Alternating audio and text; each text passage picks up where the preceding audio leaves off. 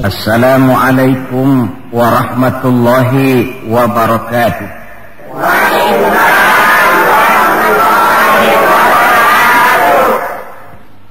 Bismillahirrahmanirrahim. Alhamdulillahi rabbil alamin. Wassalatu wassalamu ala asyrafil anbiya'i wal mursalin Sayyidina Muhammadin wa ala alihi wa ashabihil mujahidin at-tahirin, amma ba'du. Bapak-bapak, ibu-ibu, saudara-saudara, ma'asyiral muslimin rahimakumullah.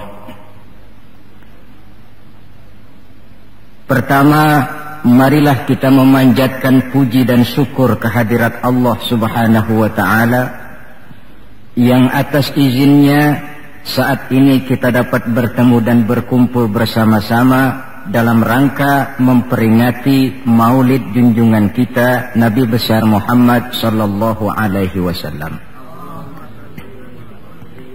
Kita tahu bahwa sejarah sepanjang perjalanannya banyak mencatat orang-orang besar.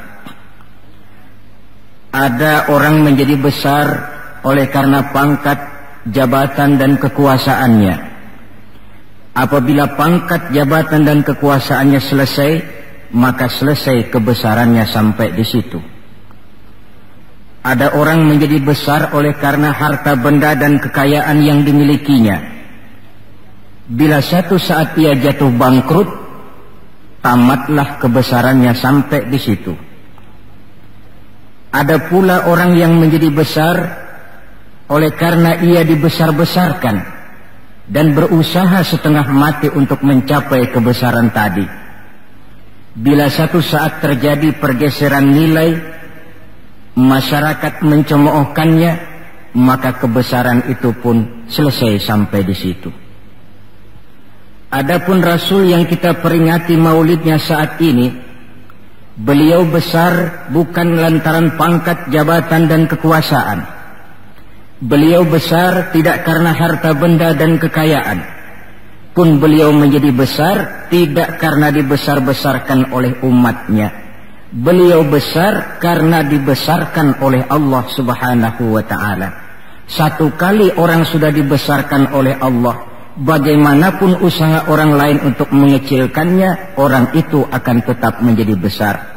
Tetapi satu kali orang dikecilkan oleh Allah, satu negara orang mau mengangkat dia, kalau memang dasarnya potongan nyungsep, tentu tidak akan naik ke atas juga. Jelas Pak? Jelas? Apaan? Pokoknya jelas. Tidak ada seorang penulis pun, baik ia dalam Islam maupun dari luar Islam, jikalau mau bicara dengan jujur yang tidak mengagumi kebesaran pribadi dan martabat Rasulullah sallallahu alaihi wasallam. Dalam satu kalimat yang indah, Imam Busairi di dalam qasidah burdahnya menjelaskan kepribadian beliau dengan untayan kata, kal badri fi syarafin wa zahri fi tarafin wal bahri fi karamin wa dahri fi himamin. Rasulullah itu, kata beliau, tinggi martabat bagai rembulan, tabah dan ulet laksana masa, dermawan bak samudra luas biru membentang, tabah dan ulet laksana masa. Itu sebabnya beliau oleh Allah dijadikan figur, dijadikan model dan pola sebagai contoh bagi kehidupan umat Islam. Sehingga di dalam Al-Quran Allah menyatakan, laqad kana lakum fi rasulillahi uswatun hasanah. Sungguh telah ada bagi kamu pada diri Rasulullah itu contoh teladan yang sangat baik. Timbul pertanyaan, mengapa Rasul menjadi contoh buat kita? Pertama, beliau menjadi contoh buat kita karena beliau manusia, hidup dan berjuang secara manusiawi. Kalau manusia disuruh mencontoh manusia, tentu wajar. Yang tidak wajar kalau manusia disuruh mencontoh jin atau malaikat. Maka dalam ayat Quran Allah menyatakan, laqad ja'akum rasulun min anfusikum. Sungguh telah datang kepadamu seorang rasul, yang rasul itu berasal dari jenis kamu manusia. Saudara-saudara, kalau rasul yang diutus Allah itu jin atau malaikat, kemudian berhasil di dalam tugasnya, barangkali kita tidak perlu kagum. Datang rasul ke dunia ini, rasulnya jin. Saya yakin satu dunia mungkin orang beriman semua, tetapi bukan karena ikhlas dan yakin, mungkin karena ngeri sama rasulnya. Bayangkan kalau rasul jin dia turun ke alam ini dengan segala macam tingkah polanya, mungkin orang sedunia akan menjadi beriman. Yang kedua, rasul menjadi contoh di dalam kehidupan kita karena pribadi beliau lengkap. Artinya, jikalau kita kebetulan seorang pemimpin, beliau juga pemimpin. Jikalau kita seorang jenderal, beliau memimpin tentara di medan perang. Jikalau kita seorang kepala rumah tangga, beliau punya anak dan istri. Jikalau kita seorang guru, beliau mengajar jamaah di masjid. Jikalau kita seorang pedagang, beliau pun pedagang yang jujur. Jikalau kita seorang mubalik, beliau juga berdakwah menyampaikan Islam kepada manusia. Di dalam keseluruhannya itu tercermin uswatun hasanah, contoh teladan yang sangat baik. Maka kehabisan alasan seorang muslim yang tidak mencontoh pribadi beliau. Oleh sebab itu ironi dan sangat kita sayangkan jikalau seorang muslim tahu betul sejarah kehidupan Benito Mussolini, dia hafal sejarahnya Adolf Hitler, dia tahu sejarahnya Napoleon Bonaparte, dia hafal benar ajarannya Karl Marx, tapi dia buta terhadap hidup dan kehidupan Rasulullah sallallahu alaihi wasallam. Saudara hadirin yang berbahagia, yang akan kita bicarakan pada kesempatan ini, bagaimana cinta Rasul kepada umatnya dan bagaimana sewajarnya cinta kita umatnya kepada beliau. Bahwa Rasul yang kita peringati maulidnya saat ini cinta betul kepada kita umatnya, dapat saya kemukakan beberapa data. Dari sini nanti kita introspeksi. Kalau tahulah kita begitu besar cinta Rasul kepada kita, apa tidak wajar kita juga cinta kepada beliau? Kalau logika ini sudah diterima, pembicaraan pun kita lanjutkan kepada bagaimana sih sebenarnya cinta kepada Rasul itu. Bukti pertama bahwa beliau cinta kepada kita. Saudara-saudara, menurut ukuran zaman sekarang, Rasulullah itu pan hidupnya miskin. Malahan ada satu doa yang sering beliau baca. Ini kalau doa ini saya kasih saudara-saudara, kira-kira mau diamalin kan? Kalau saya terus terang belum mau. Doanya begini, dan ini sering Rasul baca. Allahumma ahyini miskinan wa tawaffani miskinan wa hasyirni yaumal qiyamah fi zumratil masakin. Ya Allah, hidupkan saya dalam keadaan miskin, matikan saya dalam keadaan miskin, dan kumpulkan saya di akhirat nanti bersama golongan orang-orang miskin. Yang tadi sudah kadang bilang mau diamalin ini ya. Saya sudah bilang tadi saya belum tapi mau. Kita baca dalam sejarah beliau itu rumahnya kecil, tidurnya di atas pelepah daun kurma, kadang-kadang sampai berbekas di pipinya. Sarapan paginya seteguk air zam-zam, sepotong roti, kadang 3 butir kurma. Di tengah kemiskinannya Allah pernah menantang beliau dengan kata, wala sawfa yu'tika rabbuka fatarda. Ada enggak itu di Quran? Ada. Surah apa? Pokoknya Quran dah ya. Wala sawfa yu'tika rabbuka fatarda. Allah akan memberikan kepadamu wahai Muhammad apa saja yang menyenangkan hatimu. Apa yang kamu mau, ngomong saja Allah berikan. Jikalau engkau Muhammad kepengen kekuasaan yang luas, kami angkat kau menjadi raja di raja, menjadi king of king, istilah kerennya. Jikalau kamu kepengen kaya Muhammad, itu Jabal Uhud sanggup menjadi bukit emas. Sehingga itu di dalam Barzanji diceritakan, warawadathul jibalu bi an takuna lahu zahaban fa aba.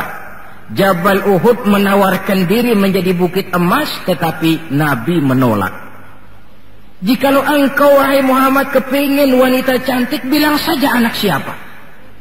Ditawarkan semacam ini, beliau menjawab, idzan ya Rabb, la arda wa wahidun min ummati finnar.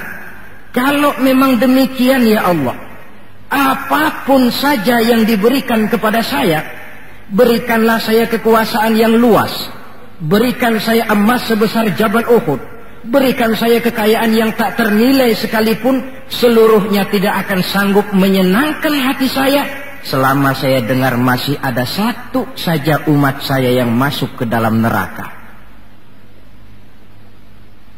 Ternyata di tengah kemiskinannya, tawaran harta tidak menggiurkan beliau. Tawaran kekuasaan tidak menggiurkan beliau. Yang difikirkan siang malam adalah keselamatan kita umatnya ini. Cuma kadang-kadang kita umatnya yang dipikirin ini seperti pepatah, ada itu pepatah Prancis, balung-balung langka dagingnya, ditulung-tulung langka elingnya. Ya, saudara tentu tahu artinya itu, tidak usah saya terjemahkan. Bukti pertama. Bukti yang kedua, ketika turun perintah hijrah, ketika itu posisi umat Islam di Mekah sudah sangat terpepet. Sebagian sahabat sudah mengusulkan, kita hijrah saja ya Rasul. Kata Rasul, sabar mas, hijrah sih hijrah, tapi ini komando belum turun. Sebab kita tahu kebijaksanaan, apapun yang beliau ambil tentu menunggu wahyu. Wa ma yantiqu 'anil hawa in huwa illa wahyu yuha. Nah, lantas ketika benar-benar turun itu perintah hijrah, beliau pidato di depan para sahabat, saudara-saudara, perintah hijrah sudah turun. Berangkatlah tuan-tuan lebih dulu ke Madinah. Lalu Anda sendiri kapan ya Rasul? Saya belakangan. Kenapa mesti belakangan? Tuan-tuan harus tahu, yang dicari, yang dikejar-kejar, yang diancam akan dibunuh itu saya. Jikalau kita hijrah bersama-sama ke Madinah, kita akan dikejar-kejar terus. Tapi kalau tuan-tuan berangkat lebih dulu ke Madinah, sementara saya tetap berada di kota Mekah ini, tuan-tuan akan sampai ke kota Mekah dengan tenang dan selamat, sebab saya yang mereka cari masih tetap berada di kota Mekah. Keadaan begitu kritis, tapi umatnya dulu disuruh hijrah, beliau bertinggal di kota Mekah menghadang mara bahaya. Ini rupanya pemimpin lebih mementingkan keselamatan orang yang dipimpinnya daripada keselamatan dirinya sendiri. Enggak mentang-mentang turun perintah hijrah terus ngepak koper, udah ya gue duluan. Tidak, umatnya yang disuruh berangkat dulu, keselamatan umatnya yang dipikirkan, cintanya kepada umatnya. Bukti yang ketiga, saudara-saudara, bahwa Rasul cinta kepada kita. Dikala beliau akan datang ajal, hari Senin tanggal 12 Rabiul Awal seperti hari kelahirannya.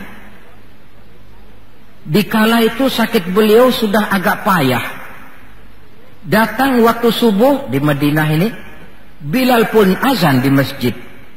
Selesai azan, sebagian sahabat melakukan sholat sunnah qobliyah, lalu menunggu kedatangan baginda Rasul sallallahu alaihi wasallam untuk mengimami sholat subuh. Lantaran ditunggu lama tidak datang, akhirnya Bilal diutus menjemput baginda Rasul. Ketika sampai di rumah, beliau berkata, Bilal, sakitku sudah agak payah ini. Rasa-rasanya tak kuat lagi aku jadi imam. kau kembalilah ke masjid, sampaikan ini kepada semua sahabat dan minta kesediaan Abu Bakar menjadi imam. Bilal dengan muka sedih dan air mata berurai membasahi pipi berangkatlah ke masjid.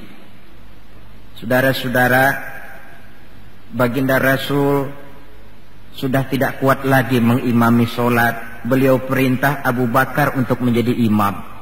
Kata Abu Bakar, saya tidak mau jadi imam kalau baginda Rasul masih hidup. Ini termasuk akhlak, etika para sahabat. Akhirnya satu masjid nangis semua. Sholat subuh belum nangis. Sampai tangisan itu kedengaran ke rumah Nabi. Beliau berkata kepada putrinya Fatimah, coba kau lihat kenapa orang di masjid nangis. Setelah Fatimah kembali lapor, Abah, mereka sedih karena sadar bahwa saat berpisah sudah hampir datang. Kalau begitu, suruhlah Bilal kemari.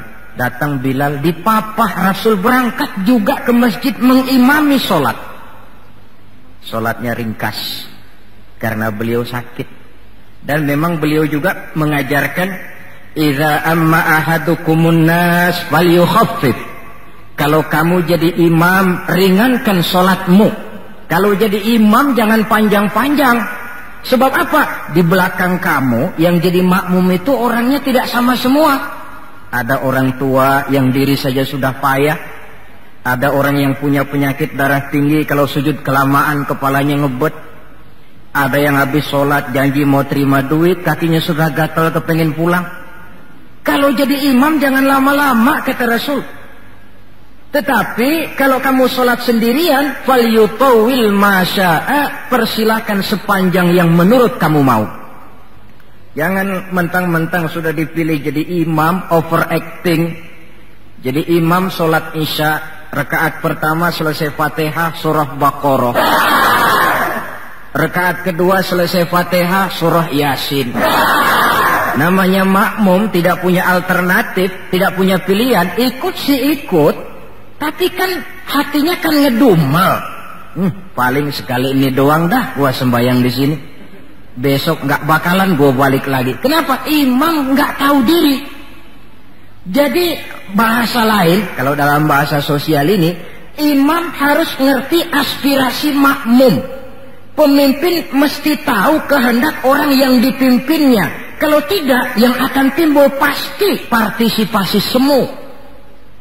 Yang saya khawatir, kalau makmum dipaksa mengikuti maunya imam, yang akan makin subur ialah timbulnya mental-mental munafik. Manis jika berhadapan, balik belakang lain bicara. Pandai bermain minyak di atas air, tapi pada gilirannya menggunting dalam lipatan, menjegal kawan seiring. Sopannya kayak belangkon, depan rata, belakang ngepelin.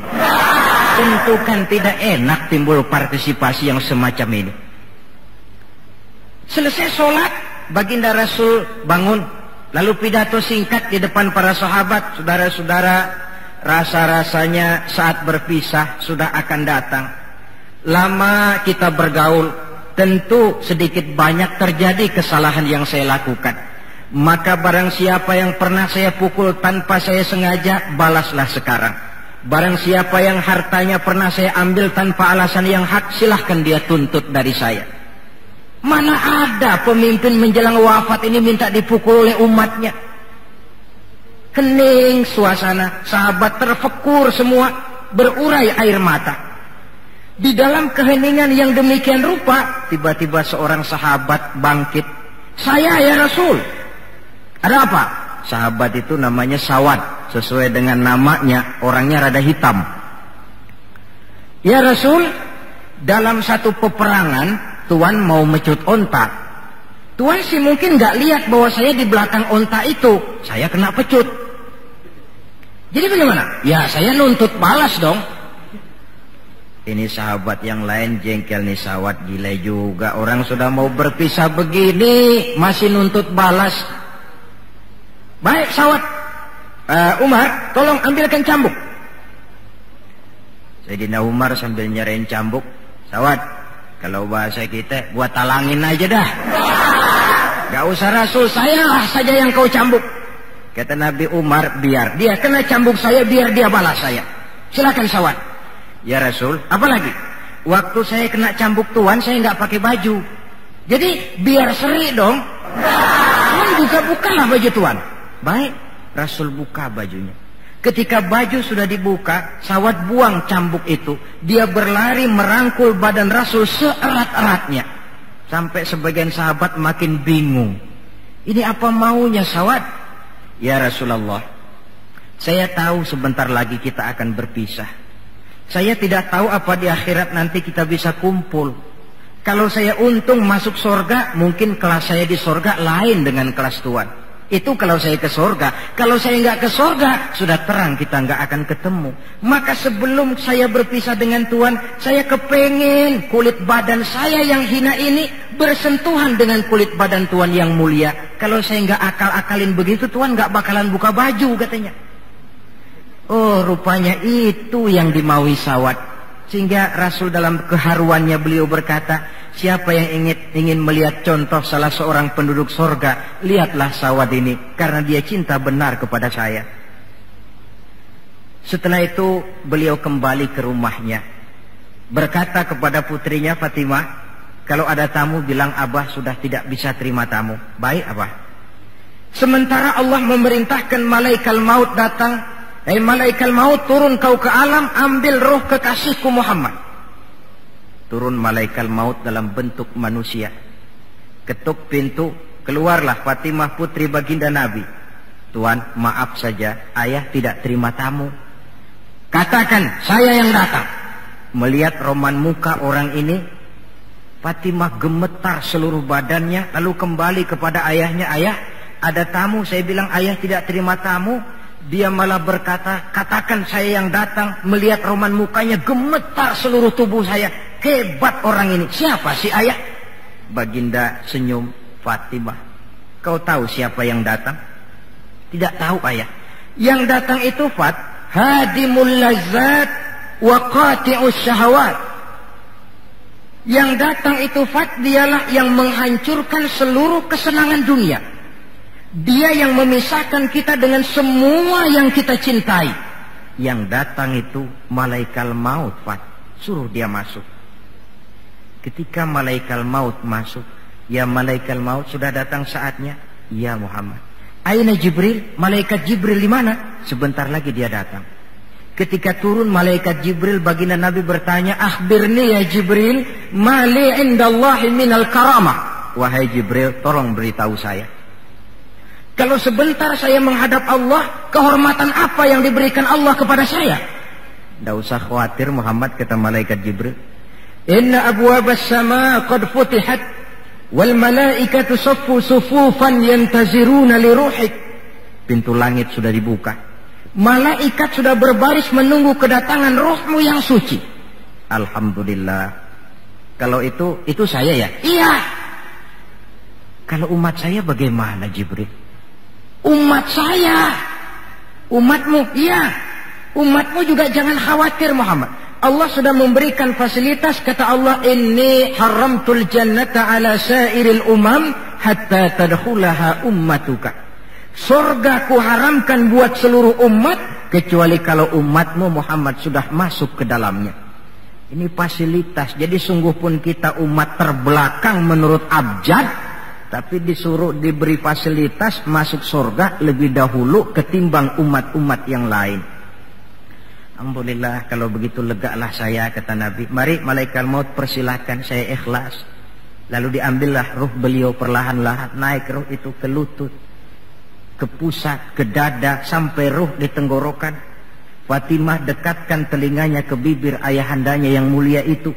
Suara terakhir yang sempat direkam oleh Sayyidatuna Fatimah, bisikan terakhir menjelang wafat, 3 kalimat.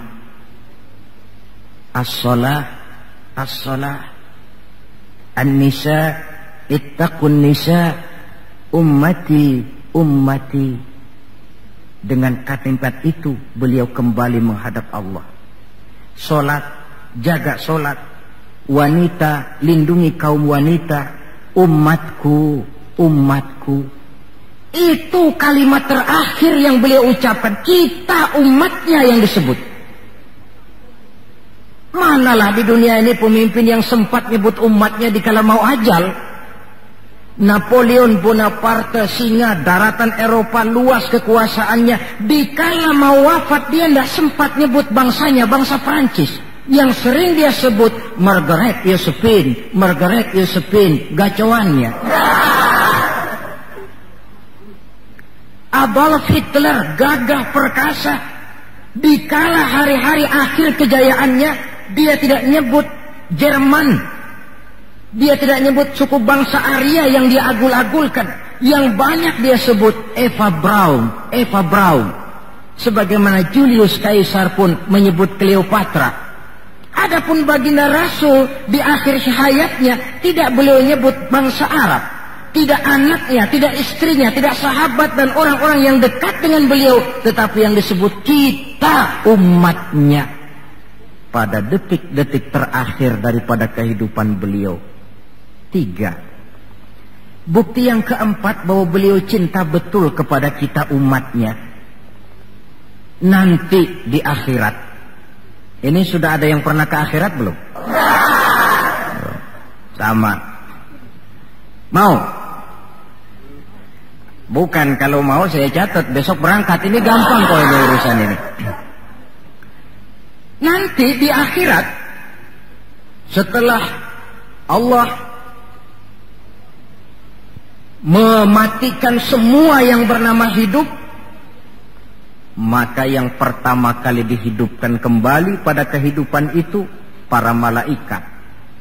Setelah malaikat dihidupkan kembali, maka Allah memberikan tugas kepada para malaikat, katakanlah semacam panitia akhirat. Nah, malaikat Malik, siapkan itu neraka. Aku akan bakar itu bajingan-bajingan tengik, koruptor-koruptor, mereka yang ketika di dunia tidak mau sujud, mereka yang jauh dari majelis taklim, mereka yang benci kepada ulama. Kau Ridwan, siapkan sorga. Aku akan balas hamba-hambaku yang ketika di dunia mereka rajin sujud, dekat dengan ulama, menyintai majelis taklim, gemar berbuat kebajikan. Kamu Jibril dan Mikail berangkat ke surga, ambil kendaraan yang bernama Buraq, bawa pakaian kebesaran, turun ke alam, cari di mana kubur kekasihku Muhammad, bawa dia ke surga. Turunlah malaikat Jibril dan Mikail. Ketika itu alam sudah rata. Malaikat Jibril berdoa, ya Allah, saya mohon pertolonganmu agar bumi yang menyimpan tubuh suci Muhammad terbuka hendaknya. Terbuka kubur Nabi. Beliau bangkit dari kubur mengusap-usap mata seperti orang bangun tidur.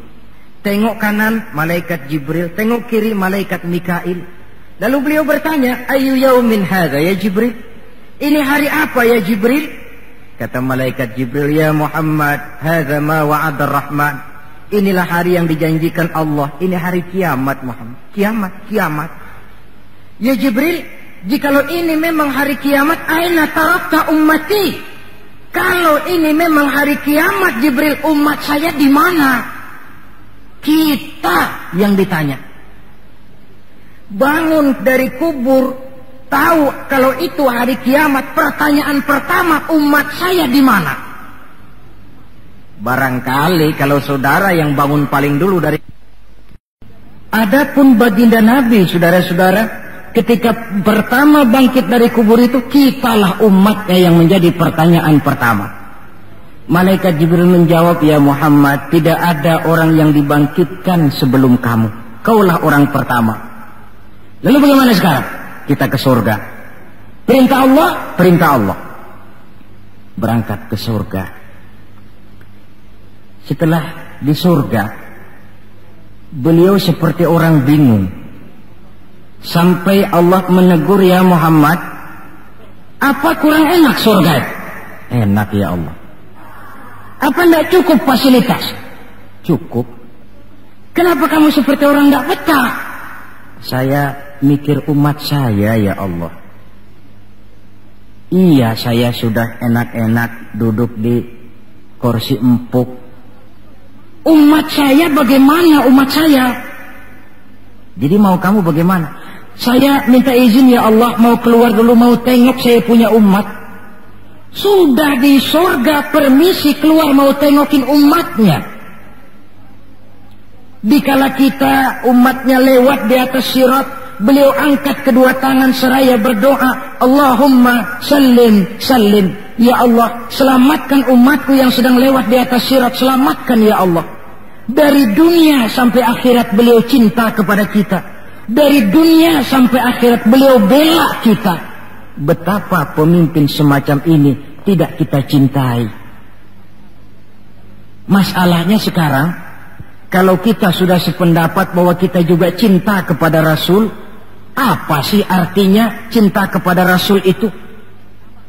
Hadirin, pertama, man ahabba syai'an aktsara min dzikrihi.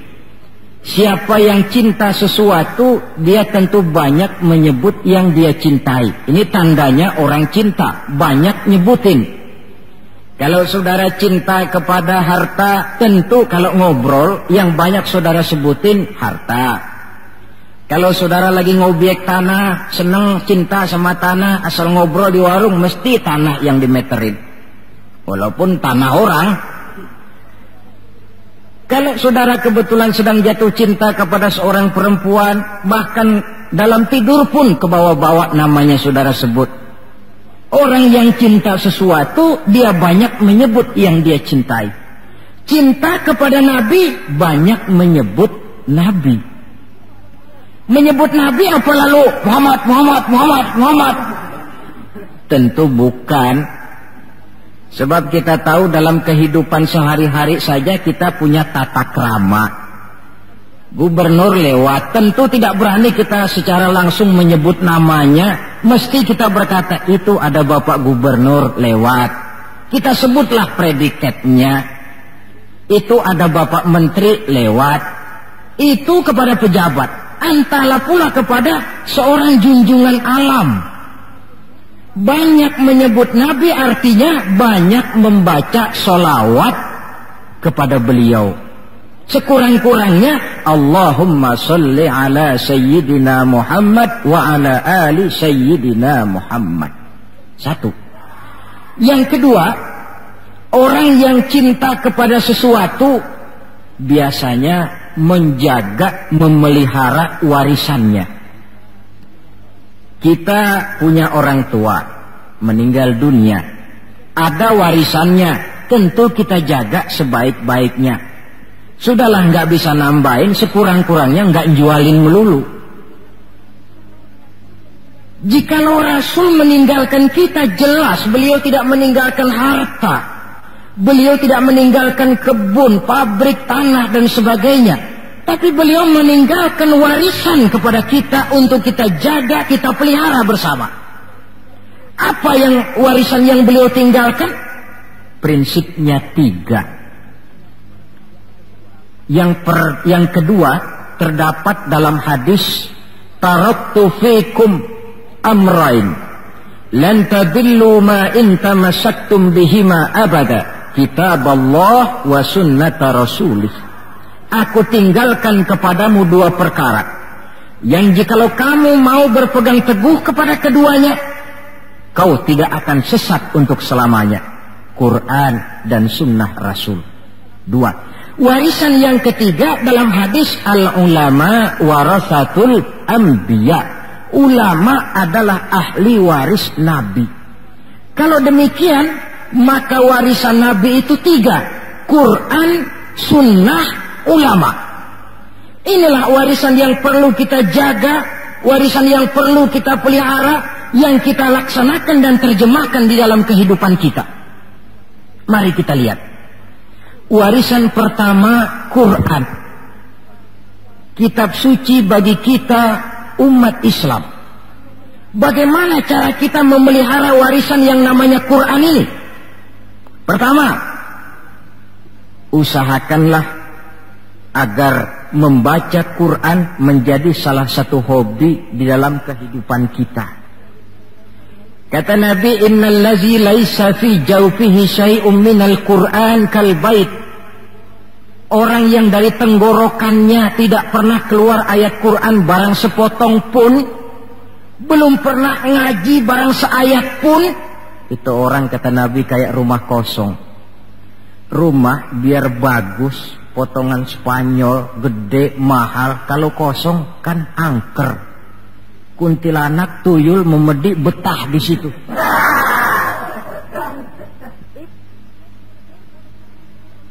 Dan oleh karena Quran ini produk Allah, dibaca dalam segala keadaan pantas. Di gubuk reot di pinggir kali ada orang baca Quran, pantas. Di rumah mewah ada yang baca Quran, cocok. Kemudian orang sedih baca Quran, terhibur. Orang gembira baca Quran, tidak menjadi lupa diri. Di istana ada yang baca Quran, pantas. Di depan kubur ada yang baca Quran, pantas. Orang kawin dibacakan Quran, bagus. Orang mati dibacakan Quran juga cocok. Lantaran dia produk Allah. Setelah membacanya, lalu meningkatkan kepada tahapan yang kedua, mencoba memahami isinya. Lewat segala kesempatan yang memang mungkin, entahlah dengan jalan mengaji, tukar pikiran, diskusi, banyak membaca. Tetapi tentu dengan catatan bahwa kita memahami Al-Quran ini tidak bisa mengandalkan kemampuan intelektual semata-mata. Seperti yang banyak gejalanya terjadi di zaman sekarang ini, di mana orang mencoba menggali hakikat Quran dengan mengandalkan kemampuan intelektualnya. Kadang-kadang bahasa Arab saja nggak ngerti. Dia gali Quran cuma sekedar lewat terjemahannya. Yang saya khawatir akan timbul kecenderungan di mana orang mikir dulu baru nyari ayat. Akhirnya ayat Quran dicocok-cocokin sama pikirannya. Bukan ada ayat dipikirin, tapi malah mikir dulu baru mencari ayat. Saudara hadirin, munculnya pesantren-pesantren kilat dalam upaya memahami Islam. Secara pribadi saya bersyukur, merasa gembira, tetapi yang saya sayangkan jikalau dengan pesantren kilat itu lalu merasa bahwa diri sudah cukup. Setelah nyantren 1 minggu pesantren kilat, keluar pesantren sudah kayak pendekar. Ulama anu salah, kiai anu gak bener, ustad anu salah, semua ulama-ulama salah. Baru nyantren seminggu sudah semuanya salah. Lebih celaka lagi kalau nanti upaya memahami Islamnya, ini dalam bahasa sosialnya disebut frame of reference, seperti orang buta kenal gajah, yang mati-matian mempertahankan teori bahwa gajah itu tipis dan lebar seperti kipas, cuma karena kebetulan yang dia pegang baru sekedar telinga gajah. Maka upaya memahami Al-Quran tidak bisa dilepaskan kaitannya dengan bantuan orang yang ahli di bidang itu. Barangkali sudah banyak terjemahan Quran di dalam bahasa Belanda, bahasa Inggris, apalagi bahasa Indonesia. Yang agak sulit sekarang mencari terjemahan Quran di dalam kehidupan kita. Saya sering ambil contoh ringan. Umpamanya, nih sensus versi saya. Konon kabarnya, menurut kata yang empunya cerita, penduduk Indonesia ini 90% beragama Islam. Betul kan? Nah. Kalau saya numpang tanya, dari jumlah 90% ini, berapa persen yang bisa baca Quran? Kira-kira ada nggak separuhnya?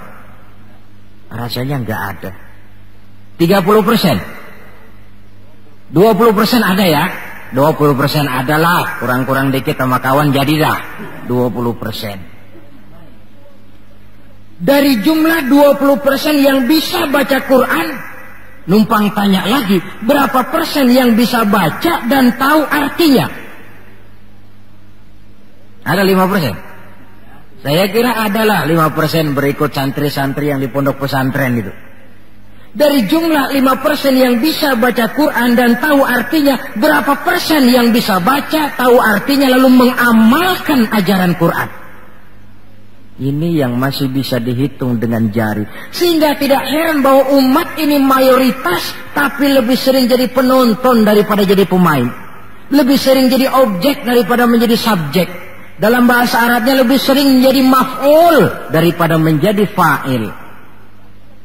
Sebab kuantitas yang tidak diiringi oleh kualitas, ini yang bahasa Nabi, ghusa'un ka ghusa'is sail, seperti busa di lautan. Banyak tapi centang perenang.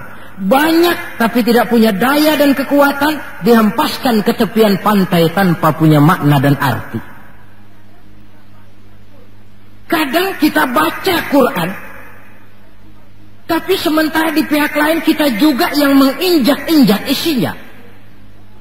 Kita baca ayat, wa ahallallahu al-bai'a wa harrama riba. Allah halalkan jual beli, Allah haramkan riba, tapi renten ditelan terus. Kita baca ayat, wa tasimu bihablillahi jami'an wa la tafarraqu. Berpegang teguhlah kepada tali Allah, jangan kamu bercerai-berai, tetapi sesama muslim main pelotot-pelototan jalan terus. Yang kita baca kadang-kadang kita juga yang menginjak-injaknya.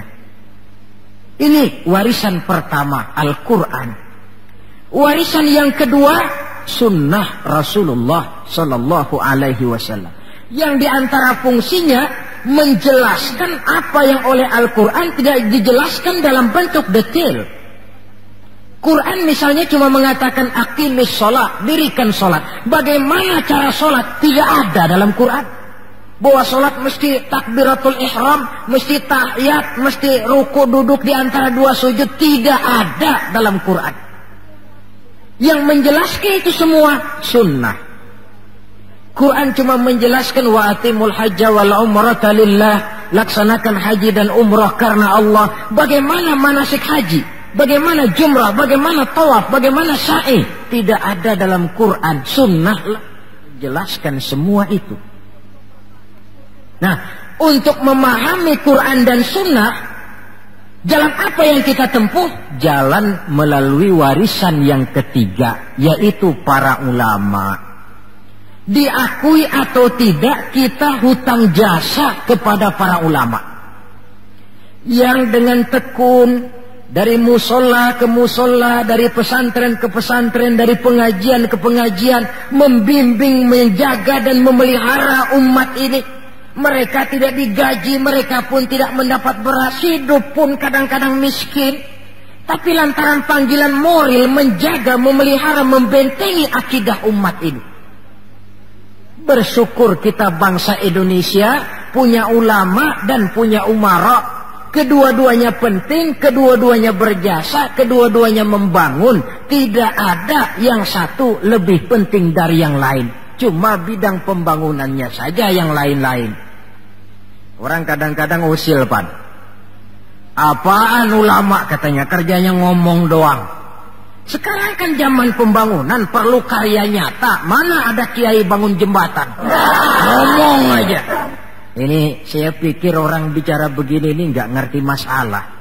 Bukankah asas manajemen yang modern saja mengajarkan the right man on the right job, the right man on the right place, bahwa orang harus ditempatkan sesuai dengan proporsinya.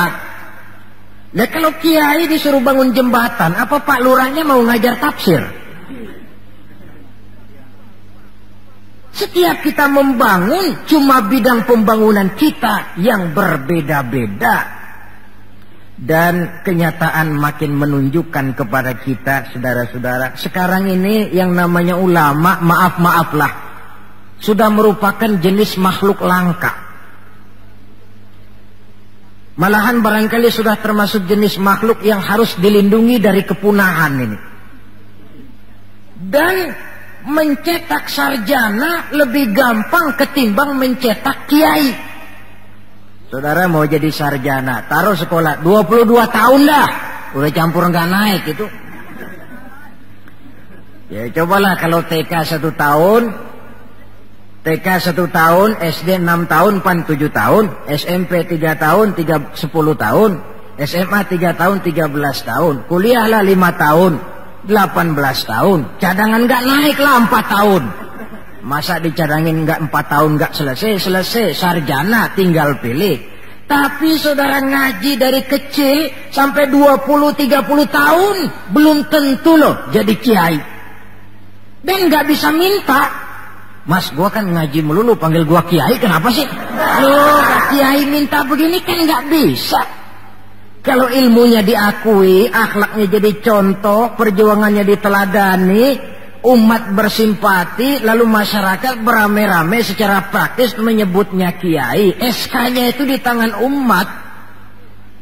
Oleh karena SK-nya di tangan umat, dia tidak kenal pensiun dan jam kerjanya pun 24 jam. Kapan umat perlukan, dia mesti berangkat.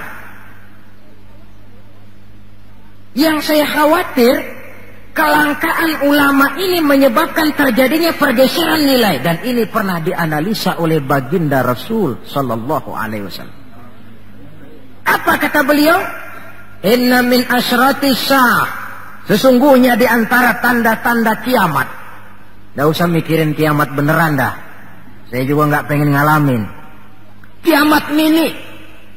Kiamat kecil-kecilan. Apa itu? Hancurnya sendi-sendi kehidupan sosial. Maksiat merajalela, munkarat menjadi-jadi. Yang benar jadi salah, yang salah dianggap benar, yang hak menjadi munkar, yang munkar dibilang hak. Kemakmuran cuma kata, keadilan cuma teori, hukum kayaknya cuma buat orang kecilan, orang gedean kagak mempan hukum. Padahal hukum kalau sudah pandang bulu terang, yang enak yang banyak bulunya. Siapa yang banyak bulunya? Monyet. Kalau hukum pandang bulu, monyet keenakan. Pergeseran nilai terjadi. Kiamat macam ini yang kadang-kadang kita temukan dalam kehidupan. Penyebabnya apa? Kata Nabi yang pertama, ayyurfa'al ilmu. Ilmu diangkat oleh Allah. Bagaimana cara Allah mengangkat ilmu dan apa maksudnya? Allah mengangkat ilmu pertama dengan jalan mematikan ulama.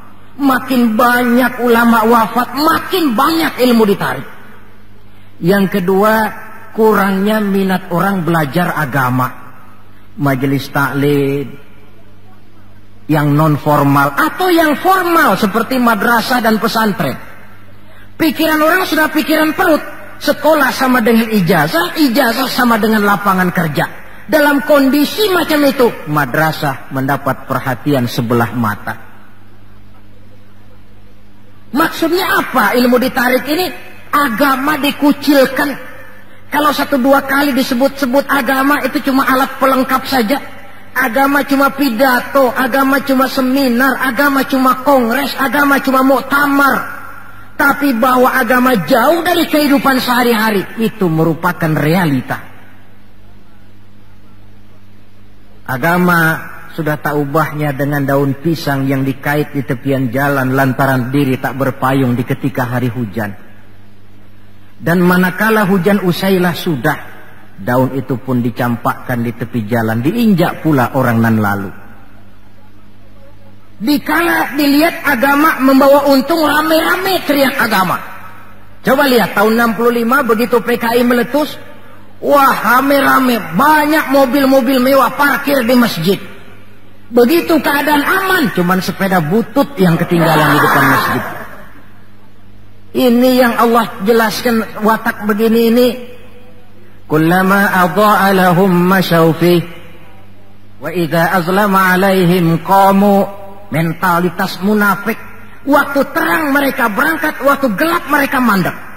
Ketika di Islam dilihat ada untungnya, rame-rame teriak Islam. Asal ada untungnya, Pak, saya Islam Pak, KTP saya aja Islam. Waktu ada untungnya. Tapi ketika diminta berjuang, dituntut berkorban, yang lain dulu dah. Yang lain dulu. Nah, kalau ilmu sudah ditarik, timbul ekses berikutnya. Apa kata Nabi? Wa yuzharul jahlu, nampak kebodohan di mana-mana. Lantaran ulama tidak ada yang menjelaskan halal haram, hak batil, ma'ruf munkar, tidak ada. Orang hidup menurut seleranya, timbul permissive society. Terjadi pergeseran nilai. Akibatnya kata Nabi, wa yabshu zina wa yushrabal khamr. Maka zina pun dikerjakan terang-terangan. Arak jadi minuman kebanggaan. Sebagian anak muda belum bangga kalau belum bisa mabok. Yang gak mabok dianggap kolot. Kampungan loh. Bikin malu baru kena segelas sejodoh miring. Cengeng. Teman kita hebat sampai nyungsep di comberan. Yang nyungsep hebat. Terjadi pergeseran nilai. Lantaran apa? Ilmu ditarik, ulama banyak wafat, minat orang belajar agama berkurang. Maka sekali lagi bersyukurlah kita bangsa Indonesia punya ulama dan punya umara. 3 warisan Nabi yang perlu kita pelihara jika kita cinta kepada beliau: Quran, Sunnah, dan ulama. Kemudian yang terakhir, orang yang cinta sesuatu tentu dia mengikuti, mencontoh yang dia cintai. Jikalau kita cinta kepada baginda Nabi, sekurang-kurangnya kita mencontoh pola kehidupan beliau. Saudara remaja cinta kepada Michael Jackson, umpamanya, tentu lalu timbul gairah nyontoh. Ini Michael Jackson, bajunya potongannya bagaimana? Bikin. Kacamatanya model bagaimana? Beli. Rambutnya bagaimana? Oh, sebelah cukur, sebelah enggak. Bikin. Pokoknya pantas enggak pantas, nyontoh. Orang yang cinta sesuatu, dia contoh yang dia cintai. Jikalau kita cinta kepada baginda Nabi, pola kehidupan beliau pun kita perlu mencontohnya. Apa yang terpenting dalam kehidupan ini untuk kita jadikan contoh? 2 hal saja. Pertama akhlak, dan yang kedua ibadah. Kita tahu akhlak beliau bukan cuma manusia, Allah yang puji. Wa innaka la'ala khuluqin azim. Engkau wahai Muhammad benar-benar berada di atas budi pekerti yang sangat luhur. Kalau Allah saja sudah memuji, apalah artinya pujian kita manusia ini? Allah saja memuji beliau, apalah artinya pujian kita ini? Tidak cuma teman, lawan pun mengagumi ketinggian akhlaknya. Kalau orang berakhlak kepada teman barangkali masih wajar, tapi berakhlak kepada musuh, ini yang tidak semua orang bisa. Pernah selesai sholat zuhur, beliau tidur di bawah pohon korma. Datang orang kafir namanya Daksur menghunus pedang. Muhammad, kemarin banyak temanmu, boleh jadi kau bertingkah. Sekarang kau sendiri, kalau saya tebas batang lehermu, siapa yang akan tolong kamu? Dengan tenang beliau menjawab, Allah yang akan menolong saya. Kalimat Allah kalau diucapkan oleh orang yang jiwanya bersih, pengaruhnya lain. Daksur gemetar seluruh badannya mendengar kalimat Allah. Keringat dingin bercucuran sampai tangan licin, pedang terlepas. Jatuh pedang itu, diambil oleh Nabi. Kalau sekarang aku yang tebas batang lehermu Daksur, siapa yang akan tolong kamu? Dalam gemetar dia bilang, enggak ada ya Rasul, kecuali kalau Anda mau memaafkan saya, maafin ya. Nabi menyerahkan pedang, bawa pulanglah kembali ke rumahmu. Jangan ulangi lagi perbuatan macam ini. Begitu mudah beliau memaafkan orang yang nyata-nyata mau menghabiskan nyawanya. Kita kadang persoalan yang sedikit saja marah, suka berlaku perpanjangan waktu. Enggak cukup perpanjangan waktu, bisa ditambah perpanjangan generasi. Gara-gara jengkel sama bapaknya, anaknya kagak boleh main. Lu jangan main ke rumah temen lu si Pulan, kenapa? Gua lagi kesel sama bapaknya. Kesel sama bapaknya, anak gak boleh main. Ini kan sudah ditambah oleh perpanjangan generasi namanya. Banyak contoh yang diceritakan dalam sejarah mengenai ketinggian akhlak beliau. Tidak cuma kepada teman, tetapi kepada musuh-musuhnya sekalipun beliau mempunyai akhlak yang sangat luhur. Dan akhlak inilah penilaian orang di dalam kehidupan kita. Seorang rendah yang akhlaknya tinggi jauh lebih baik daripada seorang besar dan tinggi, dalam arti entah jabatan, harta, kekuasaannya, tetapi berakhlak dan bermoral rendah. Dan jangan lupa, kehancuran suatu bangsa selalu dimulai dengan kehancuran moral daripada bangsa itu sendiri. Kita cukup prihatin yang hidup di abad 20 ini, insya Allah lah kita nggak akan mengalami banjir sebesar banjirnya Nabi Nuh. Tapi banjir abad ini polanya lain. Banjir maksiat dan munkarat, banjirnya peradaban dan kebudayaan yang menghancurkan moral anak-anak kita. Banjirnya paham-paham yang menghancurkan sekurang-kurangnya mendangkalkan kita punya akidah. Terhadap banjir-banjir semacam ini kita perlu punya kapal supaya selamat diri, selamat keluarga, selamat generasi yang akan datang dari segala macam banjir yang tidak kita inginkan. Nah, untuk mencontoh akhlak beliau inilah kita perlu membaca, mempelajari peri kehidupan beliau.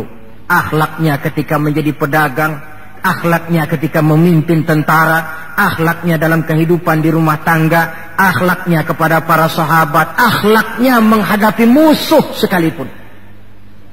Bukankah sejarah juga yang menceritakan kepada kita, pada waktu dakwah ke Taif beliau bukan disambut malah disambit.